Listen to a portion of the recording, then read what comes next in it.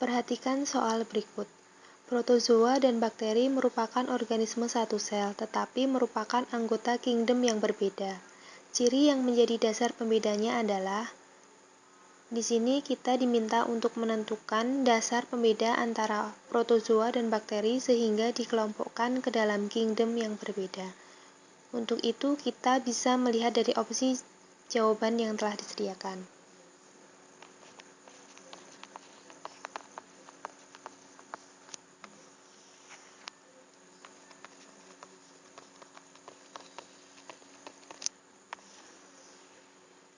Yang pertama yaitu alat gerak. Protozoa merupakan protista mirip hewan sehingga memiliki alat gerak, yaitu untuk kelompok Ciliata memiliki alat gerak berupa silia, kemudian kelompok Flagellata memiliki alat gerak berupa flagel, dan untuk kelompok Rhizopoda memiliki alat gerak berupa kaki semu atau pseudopodia. Sedangkan kelompok Sporozoa tidak memiliki alat gerak khusus. Kemudian untuk bakteri ini ada yang memiliki flagel sehingga bergerak dengan flagel. Kemudian untuk bakteri yang tidak memiliki flagel akan bergerak secara ameboid.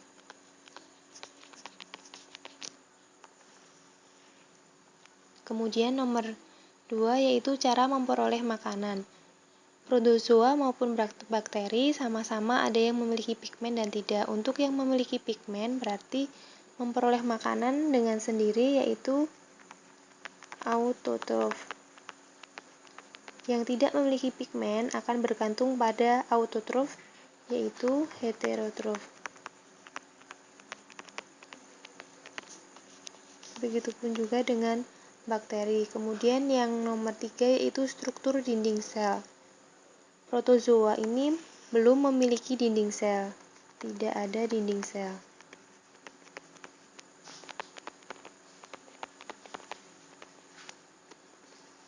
Sedangkan bakteri memiliki dinding sel yang tersusun atas peptidoglikan.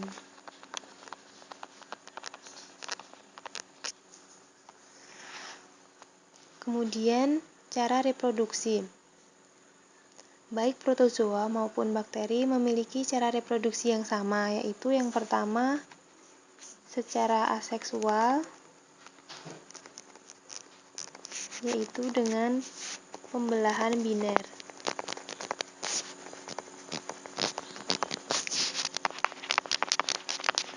Kemudian untuk yang seksual dengan konjugasi, transduksi, dan transformasi. Kemudian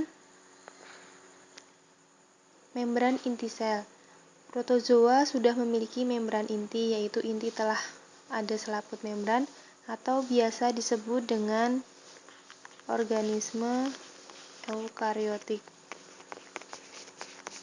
Sedangkan bakteri tidak memiliki membran inti yang disebut dengan prokariotik. Nah, yang membedakan antara protozoa dan bakteri adalah adanya membran inti sel, yaitu yang E. Perhatikan soal berikut. Pemanfaatan ilmu biologi dalam bidang peningkatan produksi pangan yang tidak berdampak negatif pada lingkungan adalah, kata kunci pada soal ini adalah tidak berdampak negatif pada lingkungan. Tidak berdampak negatif berarti artinya kita cari yang mengandung dampak positif.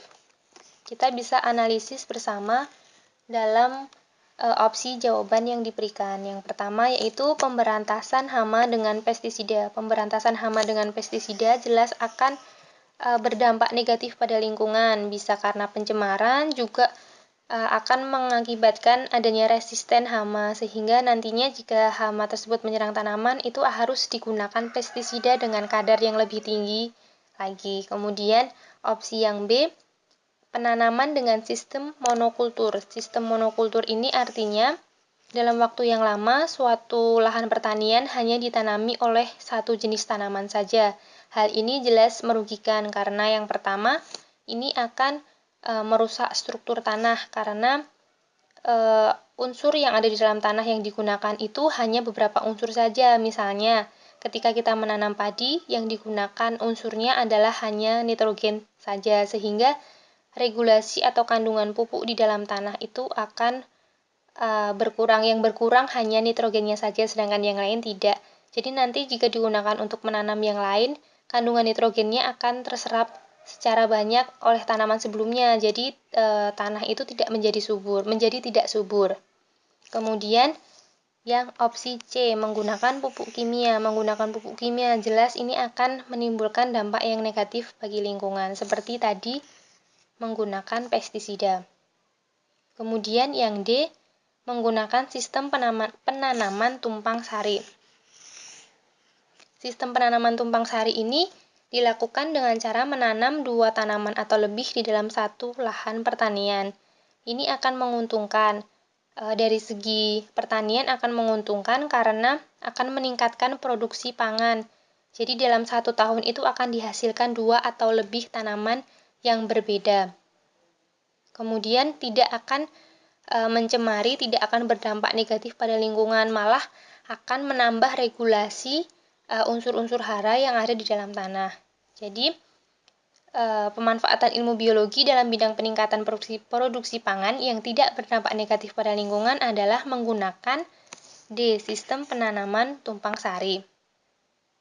Kita juga bahas untuk opsi yang E, ekstensifikasi pertanian dengan lahan berpindah. Dengan lahan berpindah ini jelas akan merugikan lingkungan karena akan menambah area pencemaran tanah. Jadi jawaban yang benar tetap D. Perhatikan soal berikut. Macam-macam penyakit yang ditimbulkan oleh virus antara lain. Pertanyaannya adalah, di antara penyakit di atas yang ditemukan pada hewan adalah.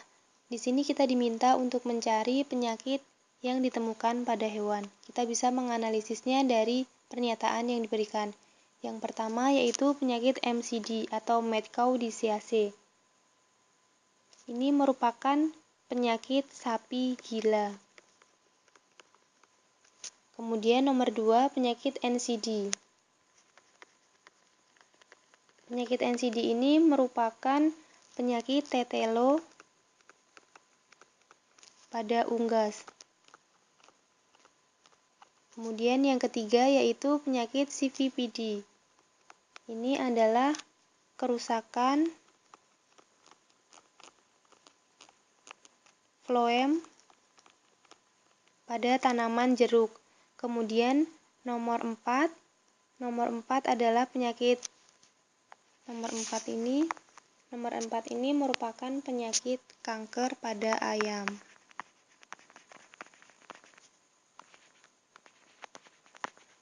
Kemudian nomor 5 penyakit tungro.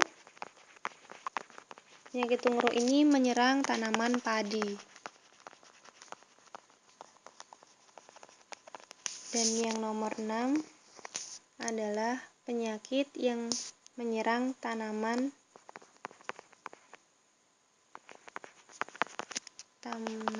tomat, yaitu adanya bercak-bercak kuning pada daun. Kita kembali kepada soal. Di antara penyakit di atas yang ditemukan pada hewan adalah yaitu yang pertama sapi gila, kemudian tetelo pada unggas, dan juga penyakit nomor 4 yaitu kanker pada ayam, sehingga jawaban yang tepat adalah 1, 2, dan 4. Sehingga jawabannya adalah yang A. Perhatikan soal berikut. Organisme berikut yang merupakan kelompok protista mirip jamur adalah, kita ingat protista mirip jamur. Memiliki ciri-ciri yaitu tidak berklorofil.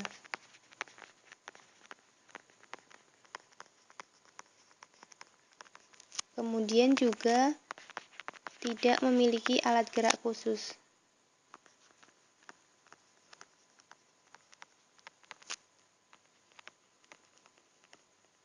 Untuk mengetahui organisme manakah yang termasuk ke dalam kelompok protista mirip jamur, kita bisa menganalisis dari opsi jawaban yang telah diberikan. Yang A yaitu Volvox, Chlorella, dan Spirogyra. Ini memiliki pigmen sehingga termasuk ke dalam protista mirip tumbuhan. Kemudian yang opsi B, Paramecium, Foraminifera, dan Amoeba ini merupakan organisme yang memiliki alat gerak. Yang opsi B sehingga termasuk ke dalam protista mirip hewan. Kemudian untuk opsi yang C, Saprolegnia parasitica, Amoeba, dan Spirogyra. Saprolegnia parasitica ini merupakan protista mirip jamur. Kemudian untuk Amoeba ini merupakan protista mirip hewan dan Spirogyra adalah protista mirip tumbuhan. Kemudian yang opsi D, Euseuma spinosum, Sargassum natans, ini merupakan contoh dari protista mirip tumbuhan, sedangkan Plasmodium ini merupakan contoh dari bakteri. Kemudian yang opsi E, Phytophthora infestan, kemudian Saprolegnia parasitica, dan Fusarium polycephalum ini merupakan protista mirip jamur. Sehingga jawaban untuk soal ini adalah yang E.